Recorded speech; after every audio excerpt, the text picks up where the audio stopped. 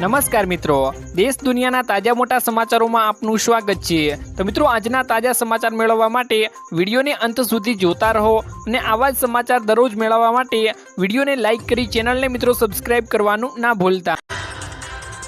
આજના મિત્રો પહેલા સમાચારની વાત કરીએ તો ઈરાનમાં મિત્રો વણસી રહેલી સ્થિતિને જોતા મિત્રો ઈરાનમાં વસવાટ કરી રહેલા ભારતીયોને જ્યાં છે મિત્રો ત્યાં જ રહેવા માટે સૂચનાઓ આપવામાં આવી હતી। કાલે સાંજે મિત્રો ઈરાનને મિત્રો અમેરિકાએ એટલે કે ટ્રમ્પે મિત્રો 48 કલાકની મિત્રો એલર્ટ આપી હતી કે 48 કલાકમાં કંઈક નવા જૂની થશે। તો ખાસ મિત્રો ભારતે મિત્રો ઈરાનમાં રહેલા ભારતીયોને મિત્રો ચેતવણીઓ આપી હતી કે જ્યાં છો ત્યાં સુરક્ષિત રહેજો અને ખાસ મિત્રો મુસાફરી ટાળવાનું સૂચન પણ મિત્રો આપવામાં આવ્યું હતું ઈરાનની અંદર। અને ઈરાનની સરહદ પાર મિત્રો કેટલીક હિલચાલ ઉપર મિત્રો તેહરાનમાં ભારતીય દૂતાવાસ સાથે નજીકના સંકલનમાં અને દૂતાવાસ તરફથી મિત્રો સ્પષ્ટ માર્ગદર્શન મળ્યા પછી જ વિચારણા કરવામાં આવશે। એટલે કે ખાસ કરીને ક્યાંય પણ જવું હોય તો દૂતાવાસની મુલાકાત અથવા દૂતાવાસ કહે તેમ કરવું જરૂરી છે। ત્યારબાદ મિત્રો આગળના સમાચારની વાત કરીએ તો વૈશ્વિક તણાવ ઓછો થતા સોના અને ચાંદીના બજારોમાં મિત્રો જબરજસ્ત ઉછાળો જોવા મળ્યો છે।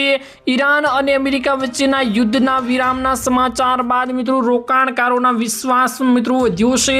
ખાસ મિત્રો જેના કારણે કિંમતી ધાતુઓ તરફથી ઝડપી વળાંક આવ્યો છે।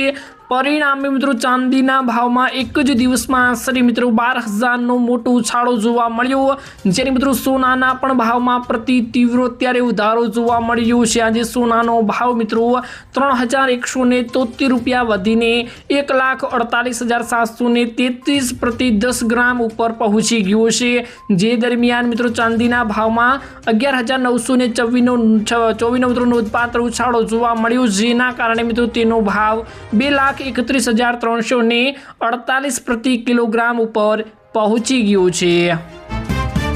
ત્યારબાદ મહત્વના સમાચારની મિત્રો વાત કરીએ તો અમેરિકન રાષ્ટ્રપતિ ડોનાલ્ડ ટ્રમ્પ દ્વારા મિત્રો ઈરાન સાથે 2 અઠવાડિયા યુદ્ધ વિરામની જાહેરાત કરવામાં આવ્યા પછી થોડા જ કલાકોમાં મિત્રો ભારત સરકાર ઈરાનમાં રહેતા ભારતીય નાગરિકો માટે એક નવી મિત્રો એડવાઇઝરી જાહેર કરી દીધી છે।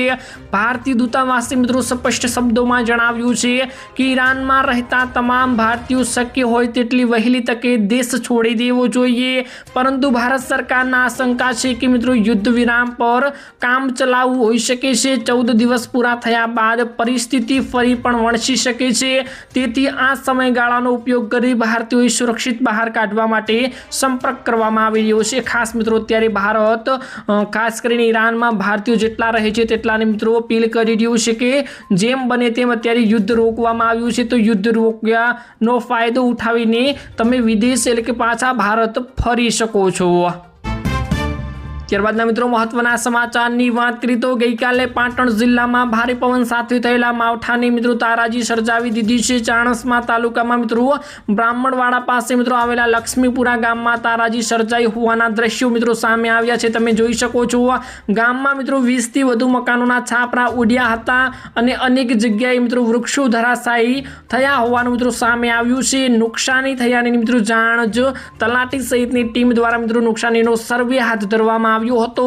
કેટલાક વિસ્તારમાં વીજ પુરવઠો ખોરવાતા વીજ કંપનીઓના કર્મચારીઓ પણ મિત્રો પુરવઠો પૂર્વવત કરવા માટે કામે લાગી ગયા હતા અને મકાન પાસે મિત્રો પાર્ક કરેલી કારને પણ મિત્રો ભારે નુકસાન જોવા મળ્યું હતું। ખાસ કરીને જે મિત્રો ગઈકાલે ભારે એવું માવઠું આવ્યું, ભારે એવો પવન સાથે મિત્રો વરસાદ આવ્યો, જેના કારણે મિત્રો મહેસાણા જિલ્લા અને પાટણ જિલ્લાના અનેક મિત્રો ગામડાઓને ભારે નુકસાન થયું છે।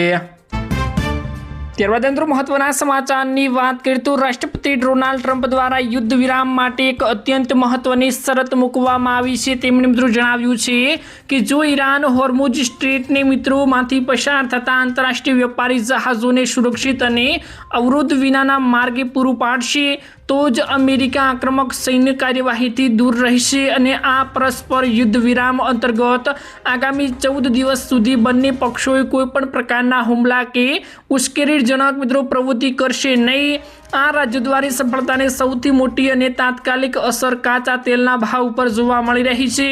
યુદ્ધની આશંકા ઓછી થતાં જ વૈશ્વિક બજારોમાં મિત્રો ક્રૂડ ઓઇલના ભાવ નીચે ગડબડ્યા છે। તો ખાસ અત્યારે યુદ્ધમાં મિત્રો મોટો વિરામ જોવા મળી રહ્યો છે ને હવે ક્રૂડ ઓઇલના ભાવમાં પણ મિત્રો ઘટાડો જોવા મળશે ને ખાસ કરીને મિત્રો એવી શરત મૂકવામાં આવી છે ડોનાલ્ડ ટ્રમ્પ દ્વારા કે હોર્મુઝ સ્ટ્રેટ ઉપરથી મિત્રો જેટલા જહાજો નીકળે છે દરરોજ નીકળતા હતા તેટલા મિત્રો નીકળવામાં પાછા આવે તો જ મિત્રો આ શરતને માન્ય ગણવામાં આવશે, નહીતર મિત્રો પાછું યુદ્ધ ચાલુ કરી દેવામાં આવશે।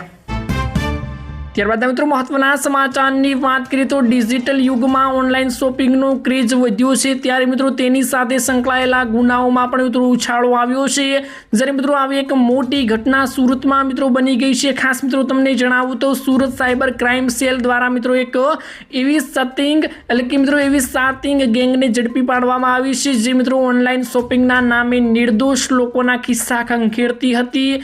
પોલીસે મિત્રો સુરતના સચિન વિસ્તારમાં મિત્રો રેડ કરીને આ ગેંગના મિત્રો 2 શાગીરતને મિત્રો દબોચી લીધા હતા અને ખાસ મિત્રો મોટી સફળતા મેળવી હતી કેમ કે મિત્રો આવા ઓનલાઈન શોપિંગ અને અલગ મિત્રો અત્યારે ક્રેઝ વધી રહ્યો છે। ખાસ કરીને ડિજિટલ યુગમાં અત્યારે મિત્રો સંકળાયેલા લોકો આવી રીતે મિત્રો શિકાર બની રહ્યા છે। ખાસ કરીને આવા લોકોને મિત્રો દબોચી લીધા છે।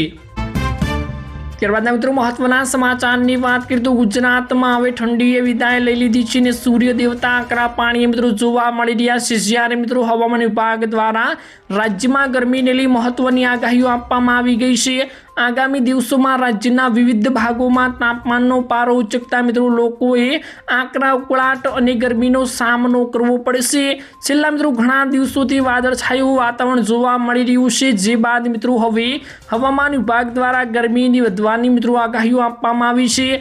હવામાન વિભાગના જણાવ્યા અનુસાર મિત્રો રાજ્યમાં આગામી દિવસોમાં ગરમીનું જોર વધવાનું છે।